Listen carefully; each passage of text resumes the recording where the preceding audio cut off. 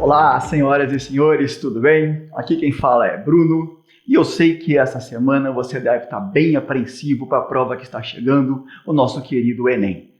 O Enem é uma prova muito diferente, é uma prova que pode definir o futuro de muita gente, então por isso nós aqui do Foco Digital resolvemos selecionar alguns temas que mais caíram nos últimos anos e hoje eu vou falar para vocês o que mais caiu em geografia. Só quero lembrar vocês o seguinte: a prova de ciências humanas é uma prova que preza muito pelas relações entre o homem e a sociedade e o meio em que ele vive. Portanto, as questões de geografia vão tratar muito dessas relações. Você vai ter que ter uma visão ampla, porém crítica, de como os seres humanos são capazes de transformar o seu meio e todos os problemas que isso acarreta. Uma breve dica para vocês: em prova de geografia, tenha sempre em mente causa e consequência. Se você tiver essa linha de raciocínio, provavelmente você vai ter muito mais facilidade em receber as informações e resolver a prova. Bom, eu separei para vocês os temas que mais caíram nos últimos anos, então vamos dar uma breve relembrada, uma destrinchada nessas questões para a gente dar uma levantada para vocês nessa última semana, para você arrebentar nessa prova. Bom, o que mais caiu, com certeza, deve cair de novo, é alguma coisa relacionada a questões ambientais. As questões ambientais, disparado, tem mais de 15% da prova, historicamente, em média, nos últimos anos. Então, se eu fosse você, dava uma relembrada nisso daí. As questões ambientais podem cair de várias formas. Então, vamos lá.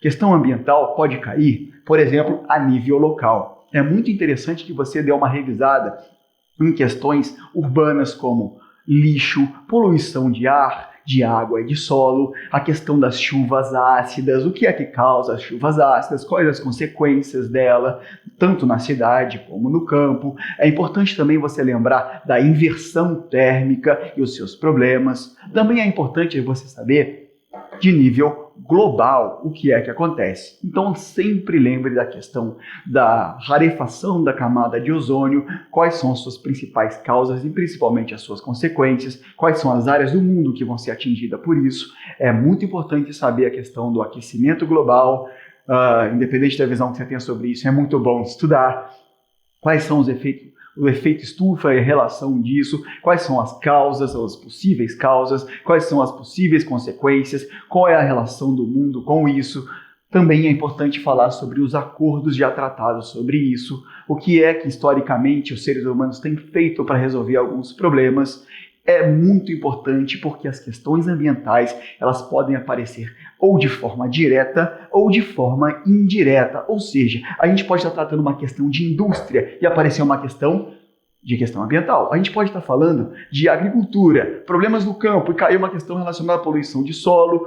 Então, ela é sempre interdisciplinar, não só dentro da geografia, como com outras disciplinas. A gente sempre vai estar dialogando. Isso é uma característica da geografia. Ela sempre dialoga com outras disciplinas. Bom, a gente passa para a questão de urbanização. A questão da geografia urbana, ela sempre é cobrada, ela é a segunda mais cobrada em provas de geografia e eu acho que esse ano não vai ser diferente. Nós vivemos num país urbano que se torna cada vez mais urbano. Então a gente tem que entender quando é que passou a acontecer a nossa urbanização, os fatores envolvidos disso, a forma de urbanização em que o Brasil se meteu, e aí você vai ter que lembrar de alguns conceitos básicos, o que é uma conurbação, o que é uma metropolização, o que é uma megalópole, o que é uma metrópole, o que é uma região metropolitana. Isso já tem que estar na sua cabeça. Mas quando cai em Enem, geralmente o que é cobrado é geografia do Brasil. E aí, a urbanização brasileira tem que ser um foco de estudo bem mais claro para você.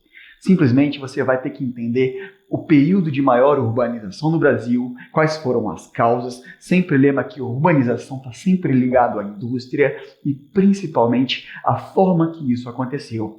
Sempre a gente vai tratar com causas e consequências. Uma palavrinha mágica é a periferização. Pode aparecer questões de migração pendular. Dá uma olhada nisso, que urbanização é sempre cobrada e de uma forma bastante crítica.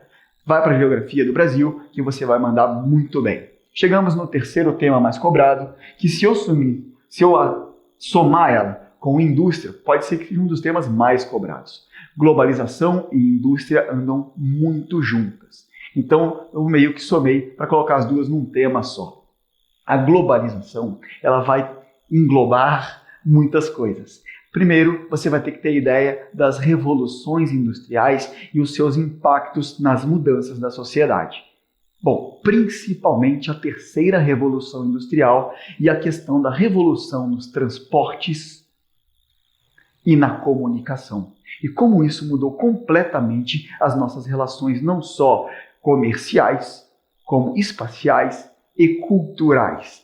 Então, todos os impactos na economia e principalmente no modelo de sociedade em que a gente vive têm que ser muito aprofundados. Tenha uma visão mais crítica sobre isso, procure entender quais foram os impactos positivos e principalmente os negativos, qual é a relação da globalização com a economia do mundo hoje em dia, qual o papel das grandes empresas, das grandes corporações, como elas se organizam, quais são os modelos produtivos, como que isso vai acontecer. Então dá uma olhadinha em Fordismo, Toyotismo, Taylorismo, a evolução disso tudo, que você vai mandar muito bem na questão da globalização. Também acho importante você dar uma olhada nos problemas relacionados a isso.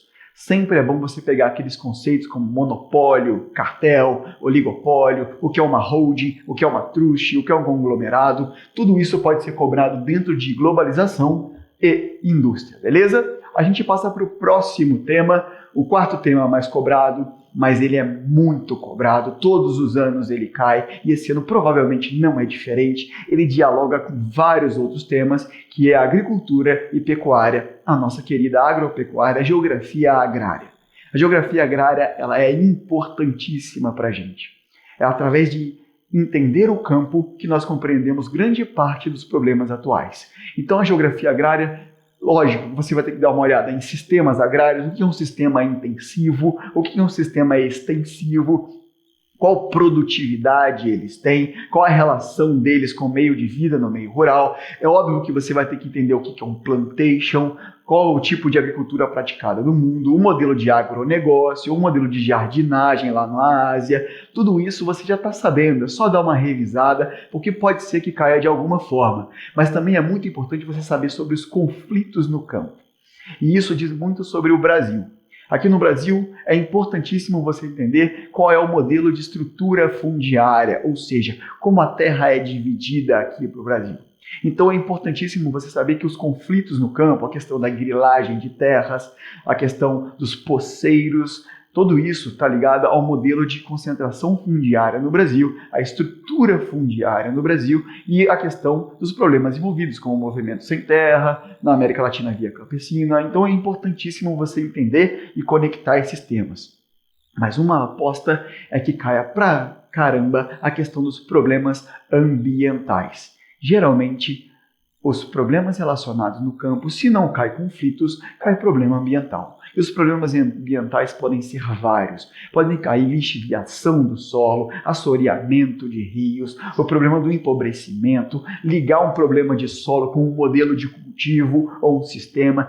Tudo isso tem que encaixar direitinho aí na sua cabeça. Então dá uma revisada e a gente finaliza com a questão de população. População é a quinta coisa que mais cai no Enem. Então, se historicamente vem caindo, é uma ótima você dar uma estudada sobre isso. Sobre população é importante a gente destacar os conceitos. Conceitos básicos, como o que é uma taxa de natalidade, taxa de mortalidade, o que é o crescimento vegetativo, o que é o crescimento populacional, saldo migratório, a questão da estrutura de demografia, o que é uma estrutura de população, divisão por sexo, divisão por idade, o que é uma pirâmide etária. Como esse gráfico é importantíssimo para a gente entender e analisar países e regiões. Bom, pode cair também questão ligada às teorias demográficas. Como que alguns pensadores atingem e como que alguns governos ou instituições atuam no mundo através dessas teorias. Então a gente pode destacar aqui a malthusiana, a neomalthusiana, o que é a teoria reformista, o que elas pregam, qual é a principal diferença de uma para outra. Tudo isso tem que ficar bem claro na sua cabeça. Bom, a gente finaliza com migrações. Seres humanos não ficam parados, então a gente tem que saber de onde eles vão e para onde eles vão. Da onde eles vêm e para onde eles vão. Provavelmente, a gente vai ter que focar esse estudo de migrações em 2 pontos.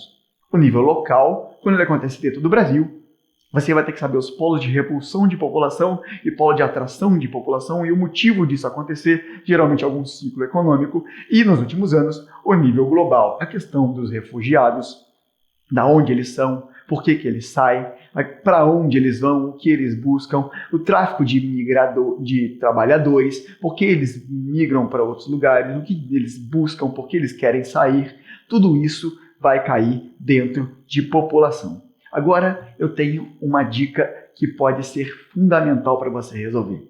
Eu acredito que esse ano a geografia física pode ser um grande diferencial. A geografia física, eu não coloquei ela como um tema dentro das que podem ser cobradas, porque ela pode ser cobrada em qualquer uma dessas aqui.